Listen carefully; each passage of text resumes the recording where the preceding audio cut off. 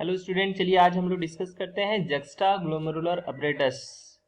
सो juxta glomerular apparatus समझ गए होंगे इसके नाम से कि जक्स्टा मीन्स होता है नियर। सो नज़दीक में है किसके? ग्लोमेरुलस के। अब आप जानते हैं नेफ्रॉन का स्ट्रक्चर। सो बोमेन कैप्सूल के अंदर में कुछ गुच्छे हैं ब्लड वेसल्स के, जिसको आप ग्लोमेरुलस बोलते हैं।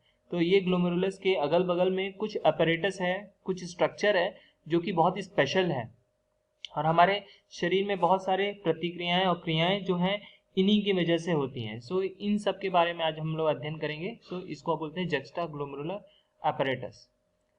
सो आप इस फिगर में आप देख रहे हैं कि ये हम लोगों का नेफ्रॉन का जो भाग जिसको आप बोमेन्स कैप्सूल बोल रहे हैं, और यहाँ पर हम लोगों का ग्लोमेरुलस है। ये ग्लोमेरुलस जो गुच्छा बना है वो एफरेंट आर्टरियोल से बना है और इफरेंट आर्टरियोल से। तो इफरेंट ब्लड आता है एफरेंट आर्टरियोल से और इफरेंट आर्टरियोल से एग्जिट करता है।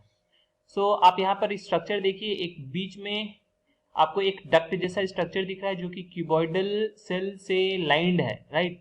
सो क्यूबॉइडल सेल से लाइंड है और साथ साथ में क्यूबॉइडल सेल्स में भी यहाँ पर आप देखिए, यहाँ पर थोड़ा सा ज्यादा पॉपुलेशन है सेल्स का।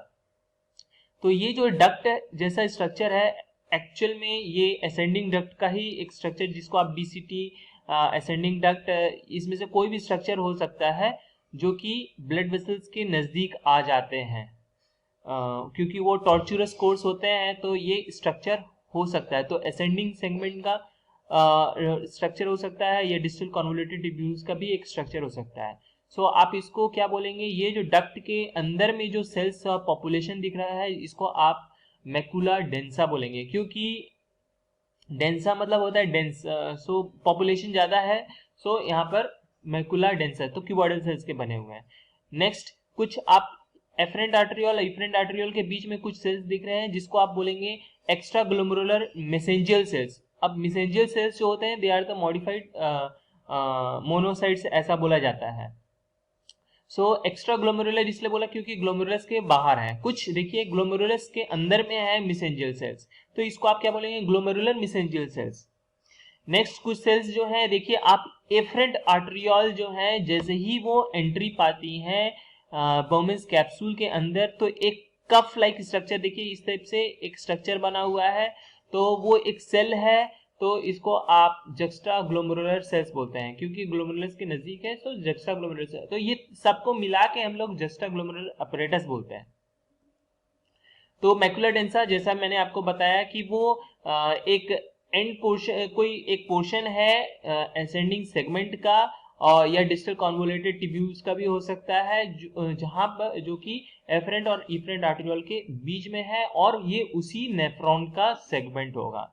सो यहाँ पर कुछ स्ट्रक्चर जो यहाँ पे बहुत सारे सेल्स जो है बहुत डेंसली लोकेटेड है, सो इसको आप मैकुला डेंसा बोलते हैं।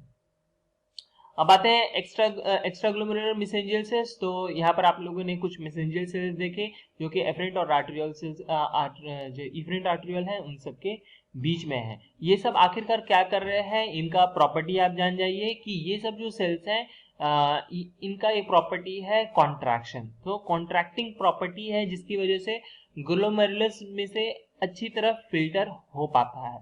और साथ साथ में जैसा कि मोनोसाइटिक प्रॉपर्टी है, तो ग्लोमेरुलर मेसेंजियल जो सेल्स हैं, ये सब माइक्रो ऑर्गेनिजम्स को वो फेगोसाइटाइज करते हैं, सो खत्म कर देते हैं। अब आते हैं जक्स्टा ग्लोमेरुलर सेल्स, जो कि एफरेंट आर्टरियोल के दोनों तरफ आपने देखा था। सो ये एक तरह का स्पेशलाइज्ड स्मूथ मसल सेल है। जस्ट बोमेन्स कैप्सूल के अंदर जैसे आर्टरियोल एंटर करेगा वहीं पे होगा। ये जो सेल्स हैं, अगर इसको माइक्रोस्कोप में देखा जाए तो ये ग्रैन्युलर सेल्स है, ग्रैन्यूल्स, उसके अंदर ग्रैन्यूल्स भरे हुए हैं, क्योंकि उसमें सिक्रीटरी ग्रैन्यूल्स रहेंगे, और साथ साथ में उसका साइटोप्लाज्म भी थोड़ा सा ग्रैन्युलर रहेगा, क्योंकि ये सब कुछ बनाते हैं। अगर ग्रैन्युलर है तो इसका मतलब कुछ ना कुछ ये सीक्रेट करते हैं।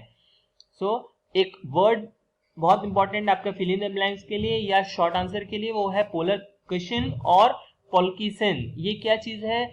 जैसे ही जक्स्टा ग्लोमेरुलर सेल्स जो है वो आपके एफरेंट आर्टियोल को कफ की तरह, कफ मतलब चारों तरफ से उसको अगर वो बांध दें, तब हम लोग ये वर्ड इसको जोड़ेंगे पोलर कुशन, क्योंकि वो कुशन की तरह है।